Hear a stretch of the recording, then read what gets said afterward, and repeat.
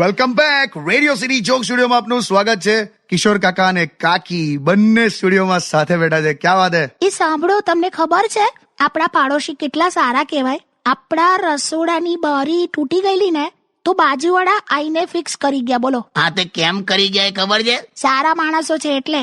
ના, તું રસોડામાં કંઈક એટલું ડેન્જર ખાવાનું બનાવે છે તે બાજુમાં એની સ્મેલ ના જાય એટલે એ લોકો એમના ખર્ચે બારી નાખી ગયા. અચ્છા, નક્કામાં માણસો કહેવાય. એટલે હમણાં તો કે હારા માણસો કહેવાય. આવું બોલતી હતી ને તું સમજ, એ લોકો ખોટા નથી. હમણાં તે ગુલાબ જળ નાખીને પનીર ટીકા બનાવ્યું હતું. અરે એ તો ગ્રેવી માટે પાણી પતી ગયેલું માટલામાં. તે ગુલાબ જળ વાપરવાનું. શાકમાંથી પરફ્યુમ જેવી સ્મેલ આવે, વઘારની સ્મેલ આવે, પછી પેલા લોકો નાખી જ જાય ને બારી રસોડામાં. એટલે હું એમને નડું છું એમ ને? નડવાનો સવાલ નથી વકા તું, પણ અમુક વસ્તુ તું સમજ. પેલો પિન્ટુડો હવે 8 મહિનાનું છોકરું છે ખાલી. હવે એના મા બાપ કસે જાય એટલે કોક વાર આપડી ત્યાં મૂકી જાય છે. અને હવે 8 મહિનાનું છોકરું છે એટલે એ રડે જ યાર જોર જોરથી. તે મેં ક્યાં ના પાડી? એટલે તો એને શાંત કરવા જોર જોરથી લોરી ગાતી હતી. સોજા રાજકુમાર. એટલે જ બાજુવાળાએ બૂમ પાડી કે બેન, આના કરતા પેલાને રડવા દો. મરી ગયા. તમે જોજો ને, હું આ લોકોને છોડીશ જ નહીં. જો એને તો આજે જ આમ કહીશ કે હિંમત હોય ને તો એકલામાં આવીને મળ. આ તે ધમકી આપી કે ઓફર આલી?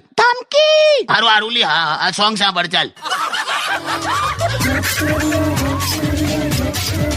Only on